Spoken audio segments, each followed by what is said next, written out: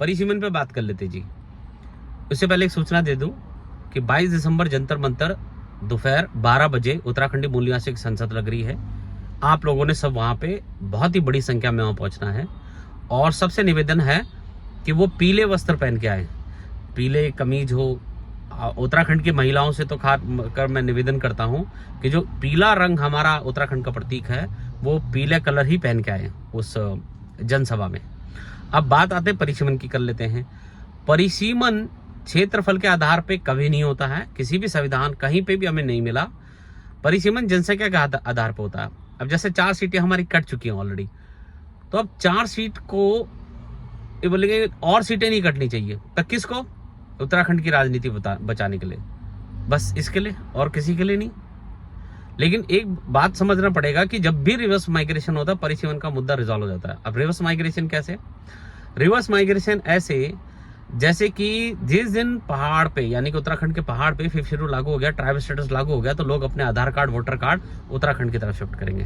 ठीक है जी। अब उत्तराखंड की तरफ उनको क्यों शिफ्ट करना है? क्योंकि जहां पे ट्राइब लग जाता है जनसंख्या के आधार पे, अगर उत्तराखंड के पहाड़ों पे लगता है तो 50% का ट्राइब, 7.5% सेंटर में, ग्राम सभा के माध्यम से जितने भी टेंडर इश्यू किए जाएंगे उसके लाइसेंस, पहाड़ नदियों से 2.5 से 3 लाख के रोजगार। जब ये सब लेने के लिए लोग पहाड़ पे जाएंगे तो आधार कार्ड वोटर कार्ड शिफ्ट करेंगे, आधार कार्ड वोटर शिफ्ट करेंगे तो रिवर्स माइग्रेशन का इशू हो रहा है। रिवर्स माइग्रेशन का इशू हो रहा था, जनसंख्या जब पहाड़ पे बढ़ रही है तो जनसंख्या के आधार पर जब परिसीमन होता है तो हमारी प्रॉब्लम बाय डिफॉल्ट रिजॉल्व हो रही है। तो मेरे हिसाब से मुझे ऐसा लगता है कि रिवर्स माइग्रेशन पे, रोजगार पे फोकस होना चाहिए।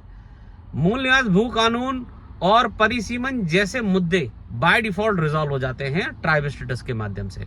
तो मुझे नहीं लगता कि इसके लिए कोई अलग से आंदोलन करने की हम लोगों को जरूरत है। हम तो नहीं करेंगे इस पर आंदोलन, उत्तराखंड समाज को भी गलत राह पे नहीं जाने देंगे। लेकिन इस बात को समझना होगा कि ट्राइब स्टेटस के माध्यम से ही ये पूरा होता है। एग्जाम्पल, जौनसार के लोगों ने क्यों नहीं किया माइग्रेशन? आप लाहौल स्पीति के लोगों ने क्यों नहीं किया माइग्रेशन? वहाँ ट्राइब का स्टेटस है। तो जब ट्राइब स्टेटस मिल जाता है तो वो क्यों करेंगे?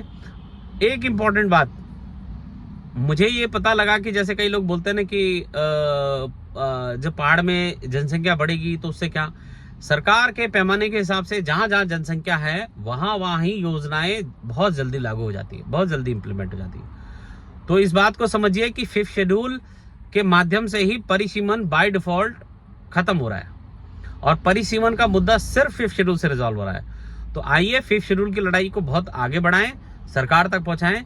किसी भी सरकार का विरोध हम उत्तराखंड एकता मंच के मंच से कभी नहीं करेंगे, किसी भी विपक्ष का विरोध हम कभी नहीं करेंगे, क्योंकि हमें सरकार का और विपक्ष का सहारा लेके ही इस 5th शेड्यूल को पहाड़ में लगाना है। जय भारत, जय उत्तराखंड।